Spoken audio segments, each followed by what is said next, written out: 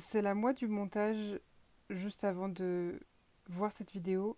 Mettez le son à fond parce qu'on n'entend pas grand-chose et rendez-moi célèbre et riche pour que je puisse acheter un micro. Bonne vidéo.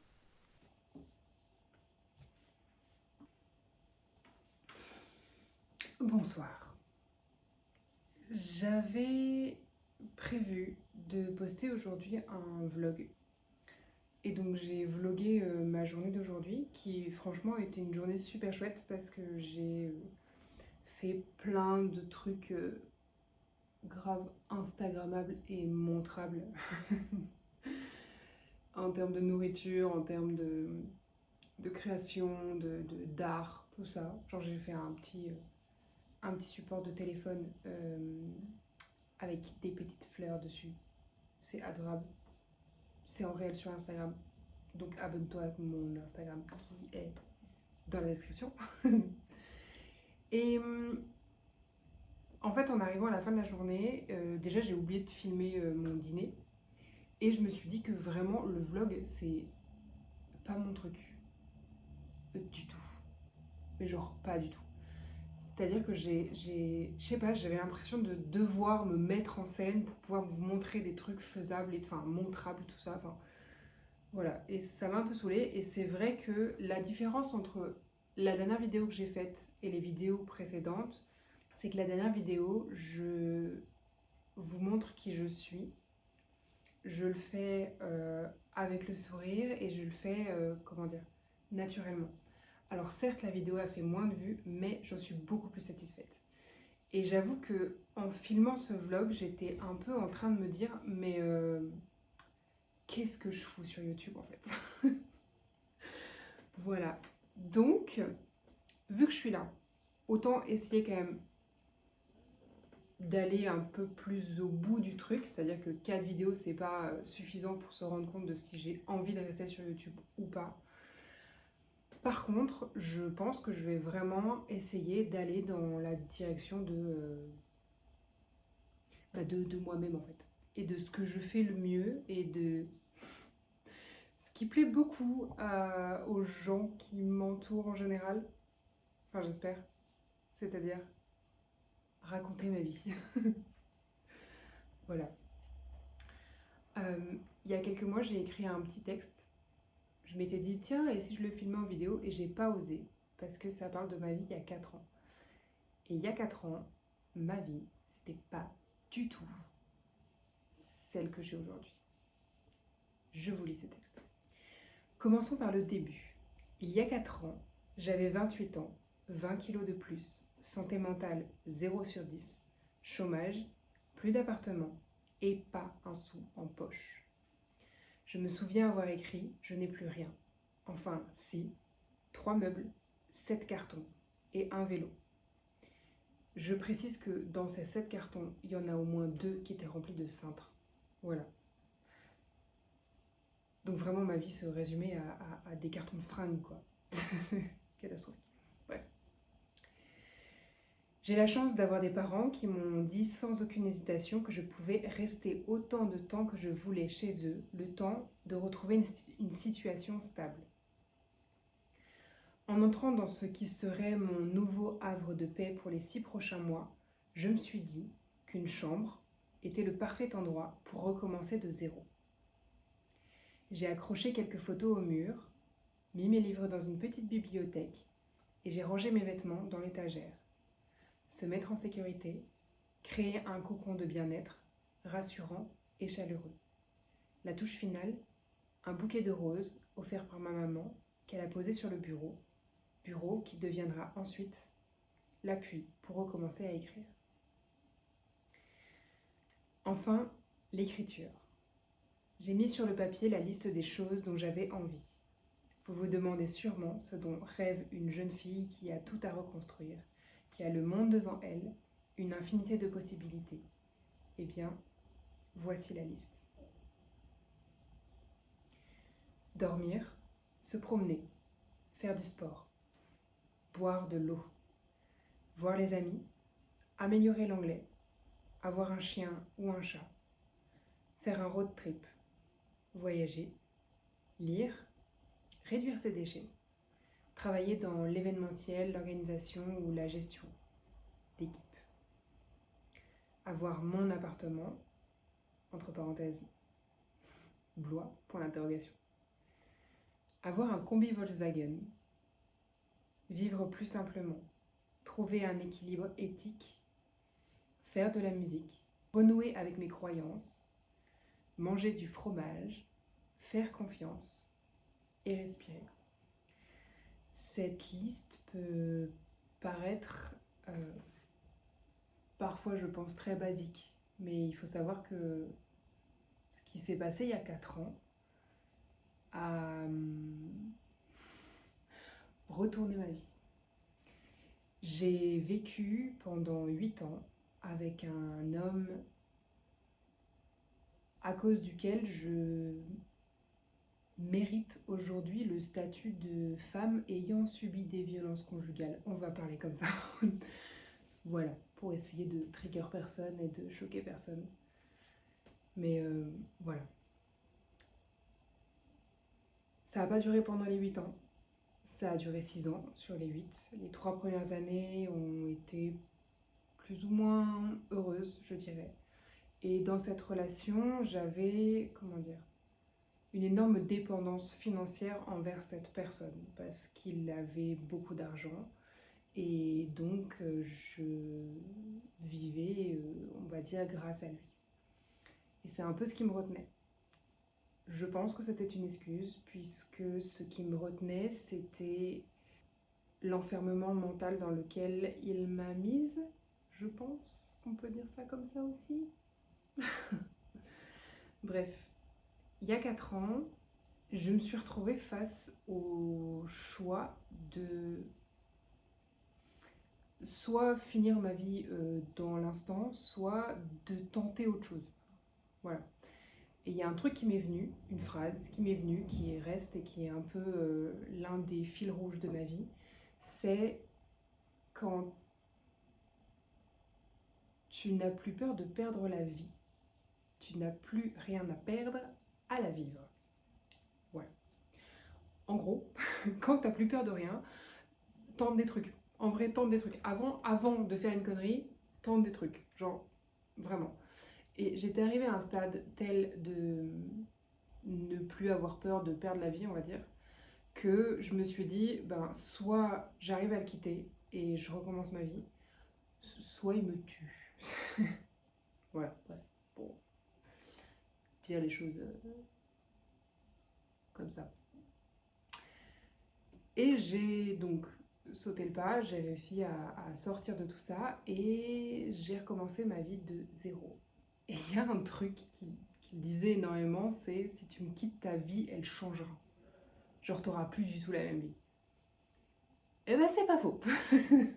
Là, sur ce coup, il avait sacrément raison.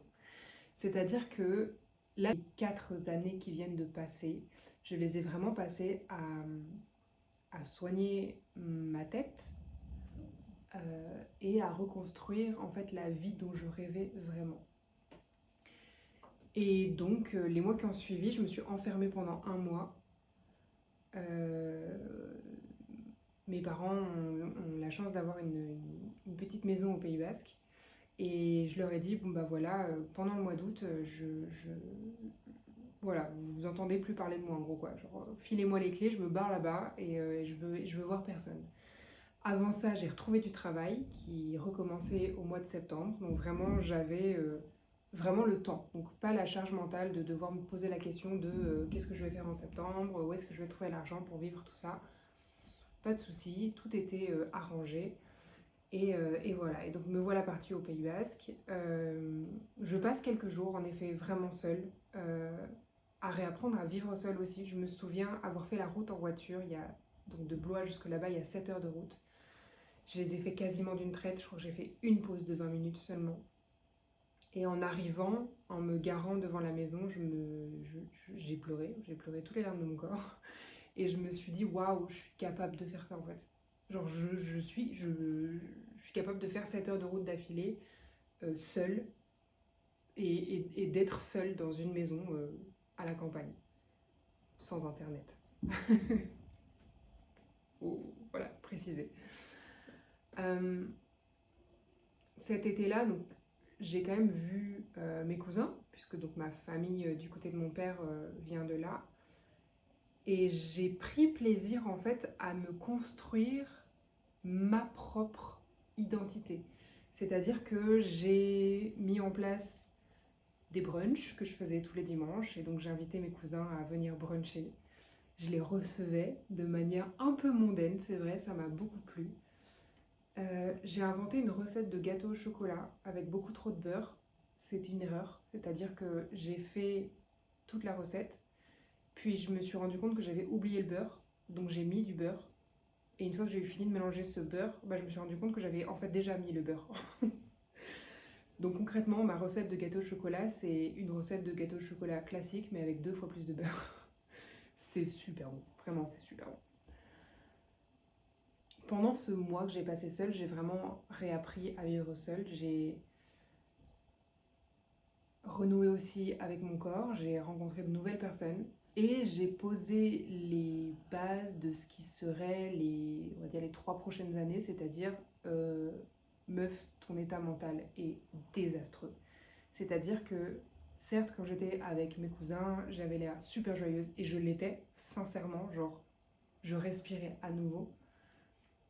Mais dès que j'étais seule, les pensées extrêmement négatives revenaient de plus belle. Et donc je me suis dit, là, il faut faire quelque chose. Et je me suis vraiment dit que je ne pouvais rien construire tant que cette santé mentale n'était pas revenue. Un peu la métaphore de la maison, c'est que si tu achètes une maison en ruine et que tu veux la reconstruire, t'auras beau raser toute la maison et en reconstruire une nouvelle par-dessus, si à la base les fondations sont pas bonnes, ta maison ne tiendra jamais en fait. Donc occupe-toi de la base avant de construire les murs, s'il te plaît. C'est à partir de ce moment-là que j'ai commencé à m'intéresser à comment fonctionne vraiment ton cerveau et comment faire pour retrouver un véritable équilibre. L'une des premières choses que j'ai changées, c'est mon alimentation. Je vous ai dit, je pesais 20 kilos de plus. Alors, j'étais pas particulièrement complexée par mon corps.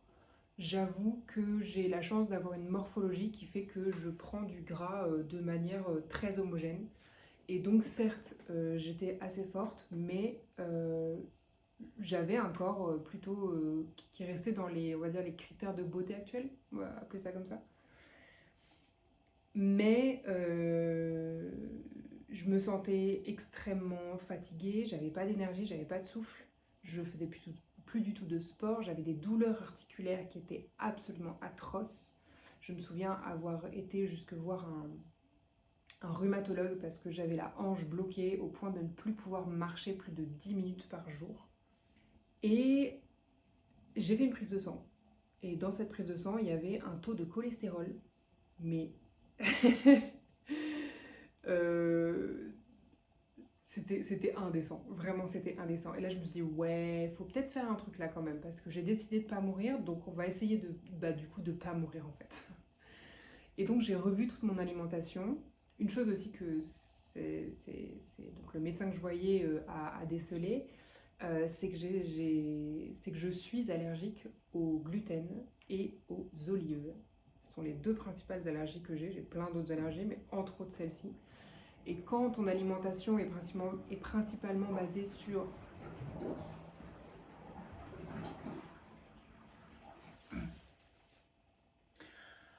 je sais plus où j'en étais. Le gluten, allergique au gluten et à l'huile d'olive. Et donc quand ton alimentation est principalement basée sur des pâtes à l'huile d'olive ou des petits fours Picard, tu te doutes que ça va pas de ouf, tu vois. Voilà. Il y a de récentes études qui ont montré que je crois que c'est une alimentation... donc au plus tu consommes des aliments transformés, au plus tu as de chances d'avoir des symptômes dépressifs. Et genre ça tourne autour de 30%. 30% c'est énorme, d'accord? C'est énorme. Bref, j'ai donc commencé par changer mon alimentation et ne consommer que des aliments bruts, concrètement. Beaucoup plus de légumes, donc beaucoup plus de vitamines. J'ai adopté à cette époque-là une alimentation totalement végétarienne. Donc je dis bien végétarienne, c'est-à-dire que je consommais quand même du fromage et des œufs, du miel aussi, voilà. Principalement parce que l'odeur de la viande crue me dégoûte, mais genre vraiment me dégoûte. Voilà. Aujourd'hui, je consomme à nouveau de la viande, mais l'odeur de la viande crue me dégoûte toujours, d'accord? Et donc le fait d'avoir une alimentation comme ça beaucoup plus saine a fait que déjà mon corps marchait mieux, mon cerveau fonctionnait mieux. J'ai commencé à perdre du poids aussi et donc j'étais plus légère. C'est-à-dire que à l'époque, je faisais 90 kilos pour 1,75 m. Alors, c'est pas non plus une obésité morbide, on est bien d'accord, mais c'est un poids qui, dans l'état du corps que j'avais, on va dire, était beaucoup trop lourd pour mes articulations. Et donc, il fallait que je perde du poids. Voilà, même si j'étais pas particulièrement complexée, comme je l'ai dit, enfin, voilà. Bref. Ensuite, c'est un peu un cercle vertueux. C'est-à-dire que ton cerveau fonctionne mieux, il est plus rapide, tu perds du poids, tu es plus léger, donc du coup, tu arrives mieux à bouger. Et petit à petit, j'ai remis mon corps en mouvement. D'abord en marchant. C'est-à-dire que chez mes parents, donc avant le mois que j'ai passé au Pays Basque, j'avais déjà commencé à changer mon alimentation. J'ai pris Google Maps, très bêtement, et j'ai regardé s'il n'y avait pas une petite boucle d'à peu près 30 minutes de marche. 30 minutes de marche, c'est 3 km. C'est voilà, à peu près. J'ai trouvé cette petite boucle et à n'importe quel moment de la journée, quand j'en avais l'envie, j'allais marcher.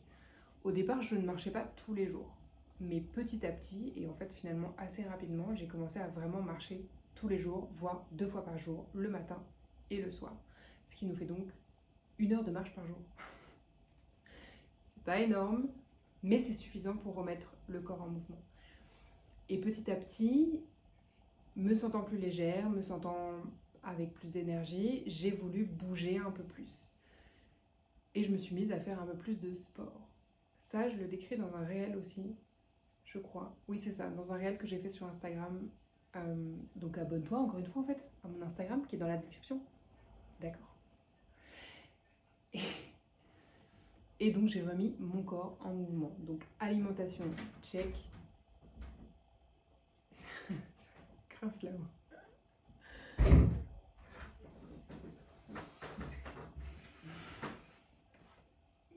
Je sais. Bonjour madame. Bonjour monsieur. Je ne fais que passer. Très bien.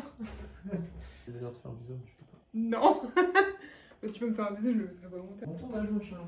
Je t'aime. Moi aussi. Je ne sais plus où j'en étais. Bref. Qu'est-ce que je disais? Oui, c'est ça. Donc, alimentation, check. Corps en mouvement, check. Il manquait plus que la santé mentale. Il faut savoir que l'une des choses les plus difficiles quand on est en dépression, pour s'en sortir, c'est d'accepter que tu es en dépression, en fait. C'est sortir du déni et enfin aller de l'avant. Ça a pris un petit peu de temps, c'est-à-dire que je suis pas tout de suite, je savais que ça n'allait pas, mais je me disais que quand même, à force d'écrire et de me faire une autothérapie, j'allais réussir à aller mieux. Grave erreur, puisque si tu te casses le bras, est-ce que le fait de te mettre, je sais pas moi, de l'argile sur ton bras qui est fracturé en 1000 morceaux, ça va le réparer? Absolument pas. Va voir un médecin et mets un plâtre. D'accord? Donc pour ton cerveau, c'est la même chose. Tu vas voir un psychologue. Par pitié. J'ai mis du temps. Ma porte d'entrée pour avoir une psychologue, parce que j'oublie de préciser que je vis dans le Loir-et-Cher, qui est un désert médical, et donc pour avoir un rendez-vous avec un praticien médical, c'est complexe. C'est très complexe. Exemple, mon épaule, que je me suis déchirée il y a 2 mois. Mon échographie pour voir ce que j'ai, c'est dans 1 semaine. D'accord? Voilà. Donc, la porte d'entrée pour réussir à avoir une psychologue, ça a été mon travail. Je suis devenue, à l'époque, donc thérapeute spécialisée dans l'accompagnement des personnes en fin de vie et les familles en deuil à l'hôpital. Et j'ai demandé à avoir un suivi psy parce que j'accompagnais des gens qui mouraient, en fait. Ce qui est quand même pas quelque chose d'anodin. Alors certes, j'ai un rapport à la mort qui est hyper particulier et je gère plutôt bien ce genre de situation, mais quand même, et en plus je pense que toute personne s'occupant de la santé mentale de gens doit avoir un suivi psy. Franchement, c'est la base. Et donc par ce travail, j'ai eu une psychologue à qui au départ je racontais seulement ce qui se passait au travail. Et au bout de 3-4 séances, elle commence à me dire bon, ok, votre travail, vous gérez en fait super bien ce qui vous arrive et c'est bon. Donc, est-ce qu'on peut parler de vous? Et j'ai commencé à raconter. J'ai raconté toute ma life. Et je crois que je n'ai jamais autant pleuré de ma vie. En gros, à partir du moment où elle a soulevé le rideau derrière lequel il y avait tout un tas de bazar, ça a été. Enfin, le rideau était soulevé quoi. Donc, tout s'est déversé d'un coup. Voilà. Et j'ai découvert que j'avais des traumas qui dataient de bien avant les 8 dernières années qui venaient de s'écouler. Et donc à partir de là, j'avais ce que je pense être les 3 piliers du développement personnel positif, c'est-à-dire l'alimentation, le corps en mouvement et la santé mentale. Et à partir de là, eh ben on est parti pour une nouvelle vie. Je vais m'arrêter là pour aujourd'hui. On verra si je continue sur cette lancée, mais j'aime bien ce mood où je te raconte ma vie. N'hésite pas à me dire en commentaire ce que tu penses de ça, ce que tu as envie de voir aussi sur cette chaîne. Est-ce que tu veux voir la suite de cette histoire? Et surtout, quel est le déclic que tu attends pour te choisir toi-même? Bonne soirée et bonne nuit, et à la semaine prochaine.